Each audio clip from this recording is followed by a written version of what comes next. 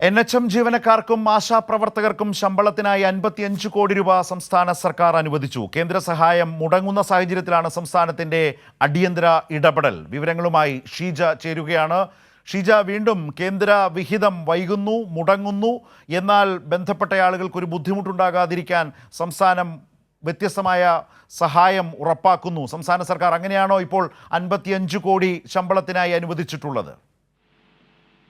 തീർച്ചയായും ശരത്തെ, NHM-നും ആശാപ്രവർത്തകർക്കുമായി ധനവകുപ്പ് 55 കോടി രൂപയാണ് അനുവദിച്ചിരിക്കുന്നത്. ഇത് ശരത്ത് സൂചിപ്പിച്ചതുപോലെ തന്നെ നേരത്തെ തന്നെ ധനമന്ത്രി വ്യക്തമാക്കിയിരുന്നു നിയമസഭയിലടക്കം. അതായത് കേന്ദ്രത്തിന്റെ സഹായം ലഭിക്കാത്തത് കാരണം NHM-നും ആശാപ്രവർത്തകർക്കുമായി ശമ്പളമടക്കം നൽകുന്നതിന് വലിയ തോതിലുള്ള പ്രതിസന്ധി ആണ് ഉണ്ടാകുന്നത്. പക്ഷേ കേന്ദ്രത്തിൽ നിന്ന് തുടർച്ചയായും ആവശ്യപ്പെട്ടിട്ടും ഈ തുക നൽകാൻ തയ്യാറാകാത്തൊരു സാഹചര്യം ആണ് നിലനിൽക്കുന്നത്.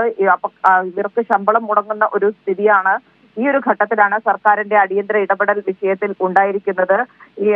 അതിൻ പ്രകാരമാണ് ഏതായാലും ഈ രീതിയിൽ 55 കോടി രൂപ അനുവദിക്കാൻ തീരുമാനിച്ചിരിക്കുന്നത്. ഇതിൽ NHM ജീവനക്കാരുടെ ശമ്പള വിതരണം അടക്കമുള്ള കാര്യങ്ങൾക്കായാണ് 45 കോടി രൂപ അനുവദിച്ചിരിക്കുന്നത്. ആശാ വർക്കർമാരുടെ ഇൻസെന്റീവ് വിതരണത്തിന് വേണ്ടി 10 കോടി രൂപയും നൽകാനാണ് തീരുമാനിച്ചിരിക്കുന്നത്.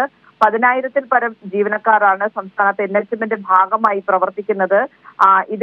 ഇതിനു പുറമെ 26,000 ആശാ വർക്കർമാരുമുണ്ട്. ഇതിൽ 60% കേന്ദ്ര ഫണ്ടും 40% സംസ്ഥാന വിഹിതം എന്ന രീതിയിലാണ്. കേന്ദ്രം ഈ രീതിയിൽ കേന്ദ്രത്തിന്റെ ഫണ്ട് നൽകാതെ വലിയ തോതിൽ സംസ്ഥാനത്തെ പ്രതിസന്ധിയിലാക്കുന്നത്. പക്ഷേ സംസ്ഥാനം അതിൽ കൃത്യമായ രീതിയിൽ ഇടപെട്ട് അവർക്ക് വേണ്ടത് ചെയ്ത് മുന്നോട്ട് പോകുന്നു എന്നുള്ളത് തന്നെയാണ് ഇപ്പോൾ ഇതിൽ നിന്നും വ്യക്തമാകുന്നത്.